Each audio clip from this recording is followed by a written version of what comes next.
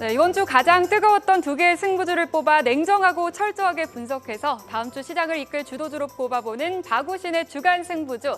안녕하세요. 저는 한지원. 저는 권미정입니다. 네, 오늘 시장 흐름 나쁘지 않습니다. 코스피도 2,500선을 넘어섰고 심지어 오늘 코스닥은 900선을 넘어섰다고 하더라고요. 네, 이번 주 흐름도 한번 살펴보시죠. 이번 주는 역시나 2차 전지가 주인공이었고요. 에코프로가 좀 약세를 보이면서 차기 주도주를 찾자는 움직임도 있었지만 역시나 2차 전지의 큰 흐름은 꺾이지 않았습니다. 네, 먼저 박우신의 주간 승부주는요. 이번 주 가장 뜨거웠던 하나의 테마를 저와 권미정 캐스터가 각각 선정해서 알려드릴 텐데요. 투자의 길을 알려주시는 박우신 파트너와 함께 분석해보고 다음 주에 승부를 낼 유망주까지 뽑아보겠습니다. 자, 그럼 여기서 금요일의 솔로몬, 명쾌한 분석과 판단을 내려주실 박우신 파트너 불러볼까요? 박우신 파트너님 나와주세요. 네, 파트너님 안녕하세요. 예, 반갑습니다. 네, 먼저 이번 주 시장 흐름 좀 어떻게 지켜보셨나요? 예, 일단 지금 시장 같은 경우는 한 단어로 요약을 하자면 매크로보다 마이크로에 좀 집중을 해야 되는 그러한 전형적인 종목 장세가 여전히 좀 진행이 되고 있고요.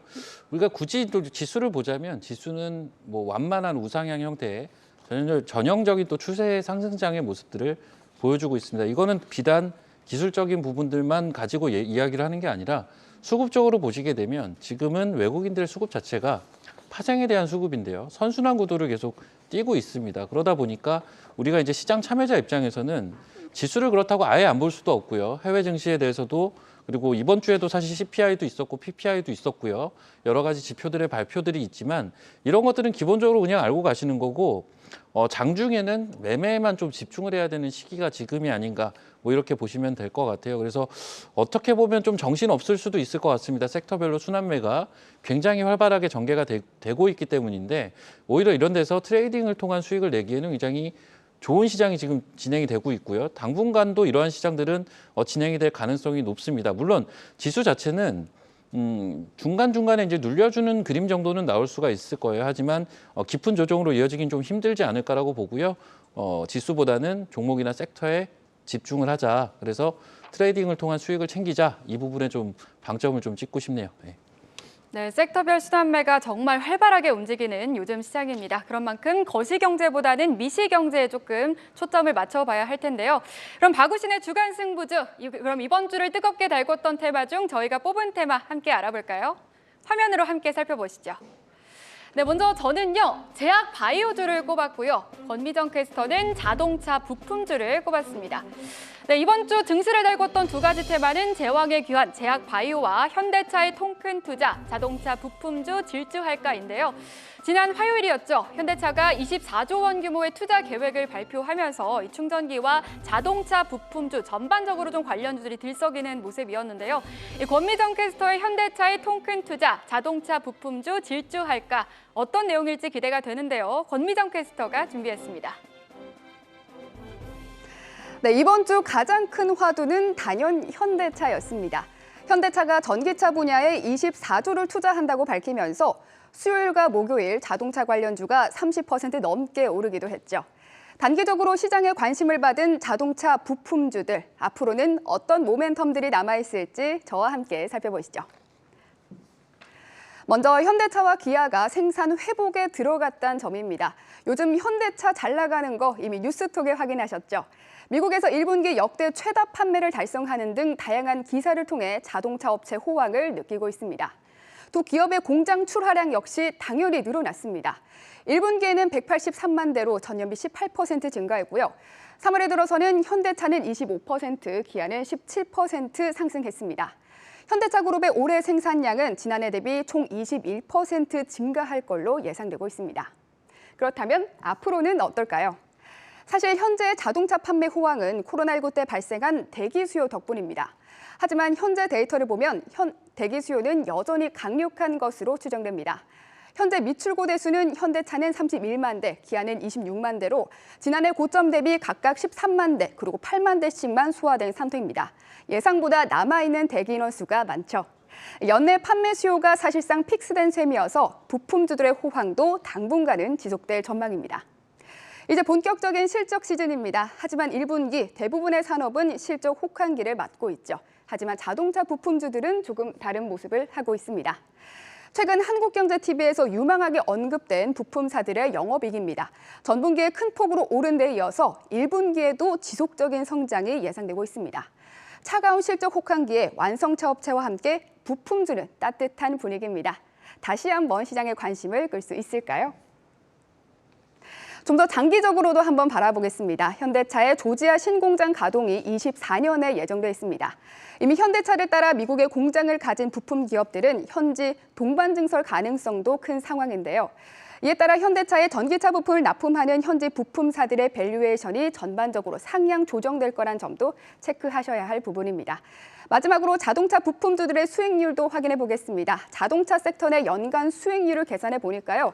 1위부터 10위까지 모두 중소형 부품주가 차지하고 있습니다. 앞으로도 좋은 흐름이 지속될지 지켜보시죠.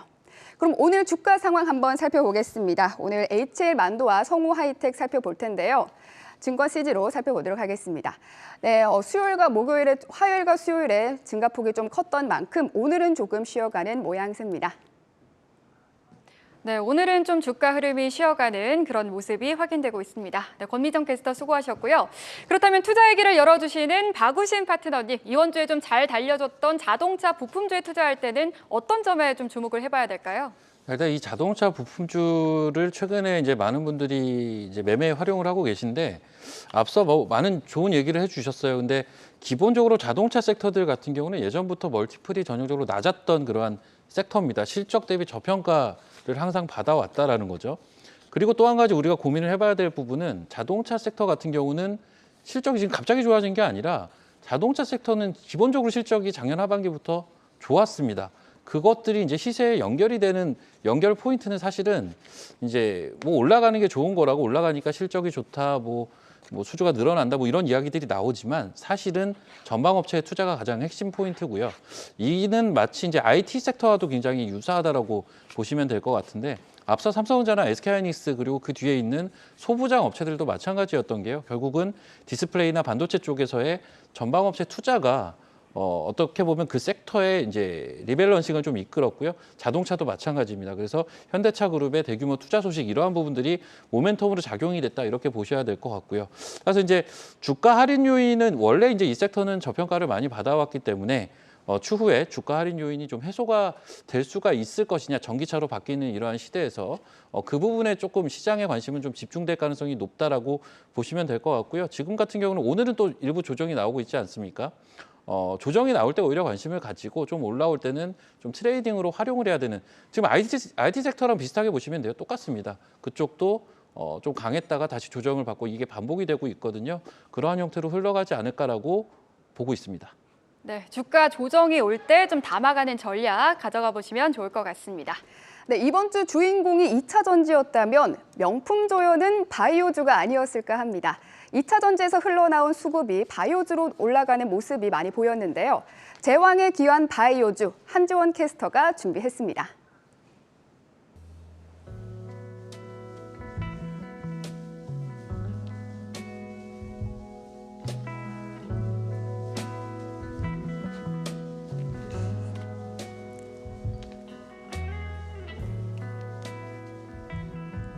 네, 그동안 장기 조정을 거쳤던 제약 바이오주가 꿈틀대고 있습니다. 호재가 나와도 움직이지 않던 지난 2년과는 달리 조그만 이벤트에도 주가가 튀는 모습을 보여주고 있기 때문인데요. 낙폭이 과도하다는 시장 인식이 짙어지면서 경기 방어주로서도 다시 부각되고 있습니다. 이런 가운데 최근 2차 전지주들의 과열 양상 속에 제약 바이오 쪽으로 수급이 유입되는 흐름도 포착되고 있죠. 다시 시장의 주도주로 부상할지 관심이 커지고 있는데 그 배경에는 어떤 모멘텀들이 있는 건지 차례대로 살펴보도록 하겠습니다. 먼저 첫 번째는요. 당연히 암학회에 대한 기대감이겠죠. 2주 전부터 기대감을 조성하던 세계 3대 암학회 AACR이 드디어 오늘부터 개최를 하게 됩니다. 오늘부터 19일까지 미국 올랜도에서 열리는데요. 업계에 따르면 한미약품, 루닛, ABL 바이오, 메드팩토, 레고캠 바이오 등이 참가해서 항암 신약 연구 성과를 발표를 하고요. 그중 특히나 한미약품은 국내 기업 중 가장 많은 7건의 연구 성과를 공개할 예정이라고 합니다. AACR은 주로 초기 데이터 발표가 많아서 주목도가 미국 임상종양학회에 비해서는 낮겠지만 이 시장의 이목을 끄는 임상 데이터가 다수로 발표될 예정이라고 하는데요. 이 과거 사례를 비춰봤을 때 AACR 전부터 주요 학회가 이어지는 기간, 즉 4월부터 6월까지는 이 바이오 업종의 시장 관심이 쏠리며 상승 동력으로 작용했다는 점까지 체크를 해보시면 되겠습니다. 두 번째로는 정부 정책에 대한 모멘텀도 가져가 봐야겠죠. 지난 3월 24일 제3차 제약 바이오 산업 육성 지원 종합 계획이 발표가 됐습니다. 정부는 2027년까지 제약 바이오 글로벌 6대 강국을 달성하겠다라는 청사진을 마련했는데요. 이를 위해 K-바이오 백신 펀드를 1조 원 플러스 알파 규모로 조성한다는 계획도 함께 내놨습니다. 또 더불어서 정부가 마이크로바이옴 산업에 8년간 4천억 원을 투자한다는 소식이 전해졌죠. 이러한 이슈들로 마이크로바이옴 관련 기업들에게도 이목이 집중되는 모습이었습니다. 최근 시장이 정부의 정책 혹은 투자 소식으로 좀 반응하는 양상이 나타나고 있기 때문에 정부 정책에 대한 모멘텀 역시 챙겨가 보시면 좋을 것 같고요. 또 세 번째로 실적 시즌인 만큼 실적도 체크해 봐야겠죠. 제약 바이오 업계의 성적표에도 관심이 쏠리는데요. 코로나19 팬데믹 상황에도 사상 최대 실적 행진을 벌였던 제약 바이오주, 올해도 그 기세를 이어갈 수 있을지 주목되고 있습니다. 주요 제약 바이오 기업들은 올해 1분기 외형 성장을 지속하면서 일부 숨고르기를 할 것으로 전망이 되는데요. 일단 대형주 삼성바이오로직스와 셀트리온, 유한양행의 1분기 실적은 호실적이 예상되고 있습니다. 하지만 시장에서는 영업이익이 기대치를 충족하지 못하는 어닝 쇼크의 가능성도 열어두라고 조언하고 있다는 점은 참고해 보셔야 될 것 같습니다. 그리고 마지막 대장주격인 셀트리온 그룹주를 언급 안 할 수가 없겠는데요. 이 반등의 역사 속에는 언제나 셀트리온 그룹이 있었다라는 리포트가 나올 만큼 셀트리온 그룹주 이슈도 체크해 보겠습니다. 이미 아시겠지만 서정진 셀트리온 그룹 회장이 2년 만에 경영에 복귀를 했습니다. 복귀한 서 회장은 상장 3사의 합병과 대형 인수합병을 진두지휘하겠다라고 밝혔는데요. 또 바이오시밀러에 그치지 않고 혁신 신약을 개발하기 위한 플랫폼 기술 확보에도 주력하겠다고 강조한 바 있습니다. 이런 모멘텀들 그리고 앞서 살펴본 호실적 기대감과 함께 최근 주가도 견조한데요. 셀트리온 그룹주의 주가부터 살펴보도록 하겠습니다. 셀트리온 그룹주 오늘은 조금 쉬어가는 흐름입니다. 셀트리온 제약만 1%대 오름세를 지속하고 있고요. 셀트리온과 셀트리온 헬스케어는 다소 쉬어가는 흐름 체크해 보시면 되겠습니다. 또 다음으로 정부 정책 모멘텀과 함께 제약 바이오 섹터 내에서도 최근 탄력을 받고 있는 마이크로바이옴 쪽도 살펴보겠습니다. 마이크로바이옴 안에서는 랩지노믹스가 현재 두 자릿수 상승 나타내고 있고요. 인트론 바이오가 7.8%의 상승, 네오크레마가 6%대 강세 나타내고 있습니다. 네, 대표님 이번 주 잘 갔던 제약 바이오 투자할 때는 어떤 점을 주목해야 할까요? 자, 앞서서 워낙 다 얘기를 해주셨는데 이제 앞서 얘기해 주신 것 중에 좀 빠진 포인트만 말씀을 드려볼게요. 지금 제약 바이오가 좋다라는 건 대부분 지금 시장 참여자들이 인식을 좀 하고 계실 것 같은데요. 구체적으로는 이제 AACR은 오늘부터 열리지만 6월 달에 아스코라는 또 학회가 있고요. 그리고 이 아스코에 참여하는 기업들의 초록에 대한 발표가 5월 달부터 이어집니다. 즉 학회 모멘텀은 향후에도 조금 더 이어진다라는 거고요. 그리고 이제 얼마 전에 바이든 대통령이 암 정복에 대한 포부를 밝힌 바가 있는데 사실 이제 이번 달 말이 되면 한미 정상회담이 있지 않습니까? 이러한 부분들에서 또 최근에 바이든의 그러한 암 정복에 대한 그러한 이야기들까지 종합해서 보자면 정책 모멘텀이 추가적으로 나타날 가능성이 굉장히 높은 그러한 시점도 되지 않았나 이런 생각도 한번 해볼 수가 있을 것 같아요. 그래서 지금 시장에 여러 섹터들이 있지만 개인적으로 단기로 볼 때는 현재 시점 기준 가장 관심이 많은 섹터는 제약바이오다 이렇게 좀 말씀을 드리겠습니다. 네, 다양한 학회 일정이 예정돼 있고 또 한미 정상회담을 통해서 추가적인 정책 모멘텀이 있다는 점까지 참고하시면 좋겠습니다. 그럼 박오신의 주간 승부주, 박오신 파트너의 판단을 들어봐야겠죠. 제약바이오 대 자동차 부품주, 다음 주에도 매력이 이어질 테마는 무엇일까요? 예, 제약바이오 방금 살짝 운을 띄워드린 것 같은데요. 저는 제약바이오를 제일 좋게 보고 이게 사실 어제 준비한 거라서 오늘 일단 제약바이오가 좋네요. 잘 고른 것 같습니다. 예. 네, 이번 주 박우신의 선택은 바로 제약바이오였습니다. 이유를 좀 더 자세히 들어볼까요? 예, 말씀드린 대로 지금 제약바이오는 모멘텀이 저는 굉장히 많다라고 보고 있어요. 그리고 앞서 이제 최근이 실적 시즌이다 보니까 실적에 대한 이야기들도 많이 해주시는 것 같은데 저는 단언코 올해 같은 경우는 모멘텀 플레이가 계속 유효한 그런 시장이라고 판단을 하고 있습니다. 그리고 이 모멘텀 플레이에 가장 적합한 대표적인 또 섹터가 이 제약바이오 섹터라고 볼 수가 있거든요. 이러한 기본적으로 좋은 환경을 가지고 있는 상태에서 추가적인 지금 모멘텀, 아까 뭐 정책 관련된 부분 말씀드렸고 학회 관련된 것도 있고 대표주가 올라오는 것들도 있죠. 오늘 같은 경우는 어떻게 보면 개인 투자자들의 어떤 한이라고 해야 되나 그런 게 서려 있는 대표 주자들, 뭐 박셀바이오, 신라젠 뭐 이런 것들도 급등 나오거든요. 그래서 이제 이러한 여러 가지 요소들을 종합적으로 볼 때는 지금 제약바이오는 좀 준비가 잘 되어 있는 기술적으로 그러한 류의 종목들이 꽤 바닥권에서 많이 포착이 되고 있습니다. 충분히 매매가 가능하지 않을까 이렇게 보여집니다. 네, 먼저 제약 바이오를 선택해 주셔서 감사하고요. 박우신 파트너가 선택하신 제약 바이오 그중에서도 유망하게 볼 만한 탑픽 세 가지를 또 꼽아 주신다면 어떤 종목들이 있을까요? 예, 일단 첫 번째로 말씀드릴 종목은 클리노믹스라는 종목을 좀 말씀을 드리겠는데 제가 아까 뭐 여러 가지 제약 바이오를 긍정적으로 보는 요인들이 있었지만 기본적으로 이 클리노믹스 같은 경우는 이 바이든 정책 모멘텀이 가장 세게 붙을 수 있는 종목이 되지 않을까라는 판단을 좀 하고 있습니다. 일단 이 회사 같은 경우는 기본적으로 이제 미국이나 영국이나 해당 법인들을 많이 보유하고 있어요. 그래서 얼마 전에 이제 바이든 대통령이 암 정복에 대한 이야기를 했을 때 이 회사 같은 경우 기본적으로 액체 생검 플랫폼을 바탕으로 한 이제 암 진단, 조기 진단 이러한 사업 영역들을 확보하고 있다 보니까 특히나 이 액체 생검 플랫폼 같은 경우는 진단 영역 내에서도 해외 쪽에서는 굉장히 비싼 값에 회사가 거래가 되는 이력들이 좀 있거든요. 뭐 대표적인 액체 생검 플랫폼 업체 같은 경우는 시가총액 9조 레벨로 거래가 되기도 했는데 그러한 것들까지 감안한다면 이 종목은 확실히 메리트가 좀 있다라는 거죠. 그래서 이 종목의 목표가는 일단 저는 15,000원 보겠고요. 손절가는 8,000원 보도록 하겠습니다. 그리고 뭐 이어서 두 번째 종목까지 바로 이야기를 하게 되면 지금 두 번째 말씀드릴 종목은 BL이라는 종목을 좀 말씀을 드리고 싶은데요. 일단 이 종목 같은 경우는 역시나 이제 바닥권에서 돌려 나오는 그러한 패턴을 보여주고 있는데 이 회사의 장점은 아까 이제 잠깐 이야기가 나왔지만 마이크로바이옴 관련된 기술을 좀 가지고 있다.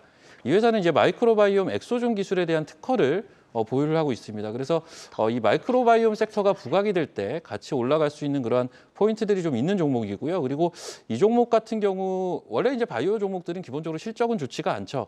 하지만 이 회사는 이제 PGAK라는 일종의 이제 원료라고 보시면 됩니다. 저기에 대한 FDA 승인을 한 달 전에 마친 바가 있어요. 그래서 이 원료를 통해서 올해부터는 매출을 또 증대시킬 수 있는 그리고 해외 진출이 본격화가 됨으로써 이제 영업이익도 좀 나올 수가 있는 마치 이제 케어젠과 좀 비슷하다라는 얼마 전에 이제 증권사의 보고서도 있었을 만큼 이 건기식 시장에서의 진출도 눈여겨 볼 만한 포인트고요. 그리고 역시나 이제 제약바이오 업종인 만큼 기존 파이프라인이 건재하냐도 굉장히 중요한데 이 회사는 이제 자궁 경부 전암 관련된 파이프라인을 다수 보유를 하고 있고요. 이게 이제 뮤코맥스라는 자체 플랫폼을 통해서 진행을 하는 거다 보니까 거기에 대한 기대감도 같이 가져가 볼 수 있는 포인트가 있는 종목이다. 이렇게 좀 말씀을 드리겠습니다. 목표가는 6,500원 말씀을 드리고요. 손절가는 4,000원 보면서 대응을 하도록 하겠고요. 그리고 이제 마지막으로 말씀드릴 종목은 이제 앞서 말씀드린 거는 이제 마이크로바이옴 관련된 것들 그리고 바이든 정책과 관련된 거 말씀드렸지 않습니까? 마지막 종목은 학회 관련된 겁니다. ST큐브고요. 이 ST큐브 같은 경우는 면역 관문 억제제 관련된 종목이라고 보시면 될 것 같아요. 그래서 넬마스토바트라는 이제 면역 관문 억제제라고 보시면 되는데요. 이게 이제 글로벌 임상 1상을 완료한 상황이고요.